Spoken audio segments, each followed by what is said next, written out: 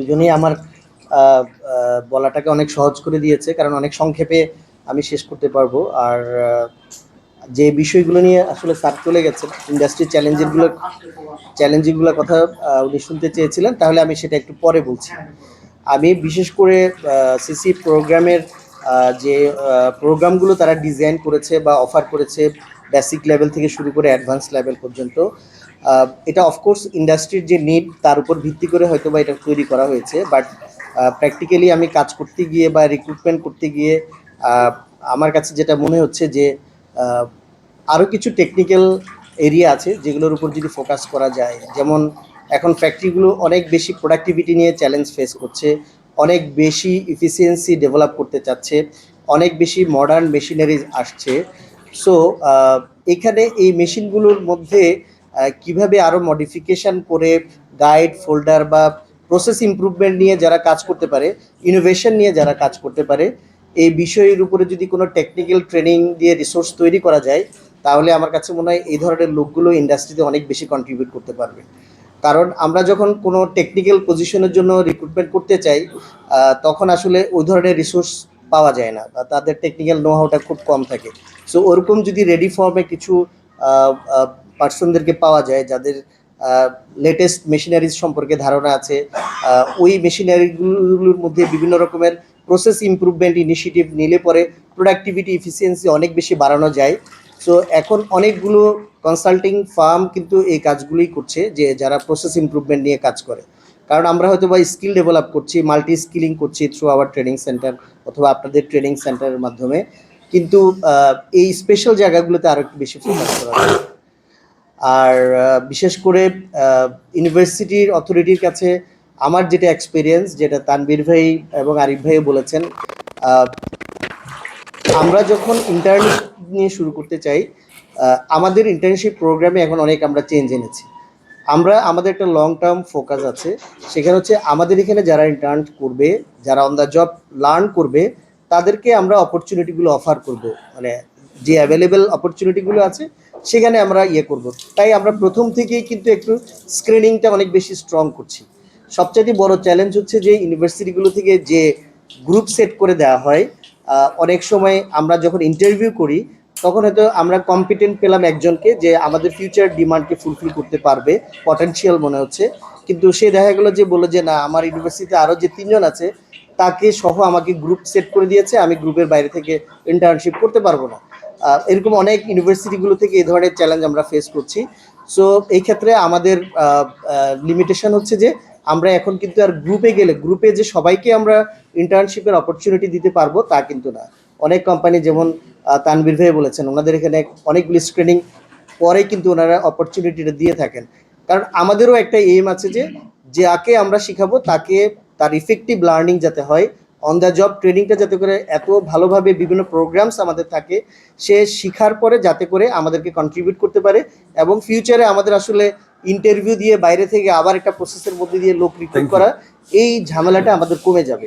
তো এই বছর থেকে এটা অনেক বেশি স্ট্রেংথেনিং করা হয়েছে। সো আমার কাছে মনে হয় এই বিষয়গুলি স্টুডেন্টদেরকে, প্লাস আপনারা যারা ইন্টার্নশিপ প্রোগ্রামগুলো যিনি কোঅর্ডিনেটর থাকেন, ওনাকে এই বিষয়গুলোতে ফ্লেক্সিবিলিটি আনতে হবে।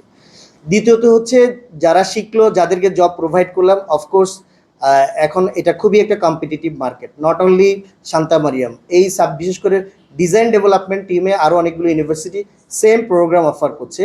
সো এই যে একটা, আমরা ইন্টারভিউ নিতে গেলে দেখি যে শান্তা মারিয়াম বা বুটেক্স বা বিএফটি, তাদের ভিতরে স্টুডেন্টদের যে কোয়ালিটি, আমরা অফকোর্স বেসটাকে নেয়ারই চেষ্টা করি। সো এই বেসটা নিতে গিয়ে দেখি যে অফকোর্স এই বিশেষ করে ফ্যাশন ডিজাইনিংয়ে কমিউনিকেশন স্কিলটা খুব বেশি ইম্পর্ট্যান্ট, কারণ তাদেরকে ফরেন ডিজাইনারদের সাথে কাজ করতে হয়, বায়ারদের যে সকল ডিজাইনার আছে তাদের সাথে কাজ করতে হয়, তাদের ইংলিশ কমিউনিকেশন এবং প্রেজেন্টেশন স্কিলটা ভেরি ইম্পর্ট্যান্ট। এই জিনিসটাতে একটা বড় রকমের লেকিংস আছে। আমার মনে হয় অফকোর্স আপনাদের অনেক ইনিশিয়েটিভ আছে, আপনারা প্রোগ্রাম নিচ্ছেন, ওদেরকে অনেক বেশি প্র্যাকটিক্যাল প্রেজেন্টেশনের উপরে তাদেরকে স্কিলটা ডেভেলপ করার চেষ্টা করেন, যাতে করে ওদের ওই কনফিডেন্সটা আসে যে যে কোনো কিছু ওরা খুব চমৎকারভাবে প্রেজেন্ট করতে পারে। কারণ প্রেজেন্টেশনটা অনেক বড় একটা বিষয় এখানে। দ্বিতীয়ত হচ্ছে যে তাদের টেকনিক্যাল নো হাউ, যেমনটা বলছে যে আজকাল এআই এর যুগ, অনেক কিছু তারা এআই সাপোর্ট নিয়ে হয়তো বা কোনো অ্যাসাইনমেন্ট বা কোনো কিছু তৈরি করছে, কিন্তু তাদের ফিজিক্যাল এঙ্গেজমেন্টটা একটু কমে যাচ্ছে আমার কাছে মনে হয়। কারণ প্র্যাকটিক্যালি যখন কোনো কিছু জাজ করতে যাওয়া হয় তখন আমরা এই লিমিটেশনটা আমাদের কাছে ধরা পড়ে। তো আমার কাছে মনে হয় এই বিষয়গুলোতে তারা কিভাবে জিনিসটা করেছে, তাদের ফিজিক্যাল প্রেজেন্টেশন, তাদের ডেমনস্ট্রেশনগুলো দেখানোটা অনেক বেশি ইম্পর্ট্যান্ট হয়ে গেছে। আর অনেক সময় মডার্ন যে সকল ফ্যাসিলিটিসগুলো আছে ডিজাইন নিয়ে, লাইক আমি যদি ডিজাইনের কোনো স্টুডেন্টকে বলি যে WGSN সোর্স তারা ইউজ করে কিনা, সেটার কোনো সেই সাইটগুলোতে তাদের অ্যাক্সেস আছে কিনা, হয়তো বা ইউনিভার্সিটি একটা লাইসেন্স আছে, কোনোভাবে হয়তো তারা অ্যাক্সেস করতে পারে, বাট আমার মনে হয় না ফ্রিকুয়েন্টলি ওখানে ঢুকে তারা কোনো নলেজ গ্যাদার করতে পারে। কারণ রিসেন্ট ফ্যাশন ট্রেন্ড কি, কোনগুলো বায়ার ওয়াইজ তাদের expectation country wise culture wise different, so তাদেরকে ওই ট্রেন্ডগুলো সম্পর্কে আপ টু ডেট থাকতে হয়। এই বিষয়গুলো তাদের অনেক লিমিটেশনস আছে, তারা এগুলো বলতে পারে না। আমি বলবো না যে তারা অনেক ফ্রিকুয়েন্টলি এটা দিয়ে কাজ করে, তারা ফ্রেশার, তাদের অ্যাটলিস্ট বেসিক যতটুকু জানা উচিত সেটা তারাই করবে। আর ফ্যাশন ডিজাইনিংয়ের পার্সন হিসাবে সে কতটুকু ফ্যাশন ওরিয়েন্টেড, ইভেন অনেকে যাই আমরা এই জিনিসগুলো খুব অবজার্ভ করি, তার গেস্টার পোস্টার, তার লিডারশিপ, তার প্রেজেন্টেশন, সেই স্মাইলিং কিনা, যে একটা হাসি দিয়ে কথা বলতেও কিন্তু অত টাকা খরচ নাই। একটা বায়ারের সামনে যখন সে তার ডিজাইনটা খুব কি বলবো যে স্পন্টেনিয়াসলি প্রেজেন্ট করতে পারবে, তখন সেটা কিন্তু অনেক বেশি অ্যাকসেপ্টেবল হয়ে যায়। অফকোর্স প্রোডাক্টটাও অনেক বেশি অ্যাকসেপ্টেবল হতে হবে, টেকনিক্যাল সাইড ওই জিনিসটা আছে। আমার কাছে মনে হয় প্রেজেন্টেশনের উপরে কি কি ধরনের স্কিল দরকার, সে বিষয়গুলো যদি আরো বেশি ট্রেন আপ করা যায় সেটা অনেক বেশি হেল্প করবে। হ্যাঁ, আচ্ছা, স্যার আসছেন। স্যার মেনলি ইন্ডাস্ট্রি চ্যালেঞ্জগুলোর কথা তো অলরেডি আরিফ ভাই, তানভীর ভাই বলেছেন। আমার কাছে, আমি যেহেতু কমপ্লায়েন্স দেখি, এই ক্ষেত্রে একটা ইন্ডাস্ট্রির বড় চ্যালেঞ্জ হচ্ছে যে যে মাল্টিপল অডিট প্ল্যাটফর্মের আমাদেরকে ফেস করতে হচ্ছে। আমরা সবসময় শুনি যে আইএলও বেটার ওয়ার্ক আসছে, আইএলও বেটার ওয়ার্কের সাথে প্ল্যাটফর্মে যারা সিগনেটরি, সে সকল ব্র্যান্ড কোনো থার্ড কোন পার্টিকে দিয়ে কোনো অডিট করাতে পারবে না। কিন্তু আমাদের অনেক রিনাউন্ড ব্র্যান্ড আছে যারা আইএলও বেটার ওয়ার্ক থাকা সত্ত্বেও, আমি নামগুলো বলতে পারি, লাইক H&M, প্রাইমার্ক, তারা বেটার ওয়ার্ক প্ল্যাটফর্মে আছে, কিন্তু তারা ফ্যাক্টরিতে আবার থার্ড পার্টি দিয়ে অডিট করানো হয়। এই যে একটা অডিট ফ্যাটিক, ডুপ্লিকেসি, বেটার ওয়ার্ক প্রোগ্রামটাই করা হয়েছে যে অডিট ফ্যাটিকটাকে কমানোর জন্য, কিন্তু এই যে মাল্টিপল অডিট সেম রিকোয়ারমেন্টসগুলোর উপরে, এটা আমাদেরকে অনেক বেশি পেন দেয় স্যার।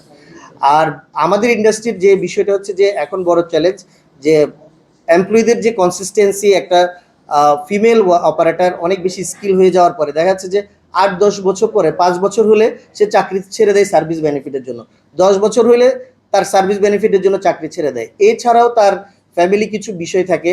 একটা ফিমেল ওয়ার্কার যেমন তার ছোট বাচ্চাটাকে বাড়িতে রেখে একটা সময় চাকরি করতে আসে, 10-12 বছর হলে তার মেয়েটা যখন বড় হয়ে যায়, ছেলেটা যখন বড় হয়ে যায়, সে তখন বেশি তাকে টেক কেয়ার করতে চায়, সে ইনসিকিউর ফিল করে, তখন সে স্যার চাকরিটা ছেড়ে দেয়।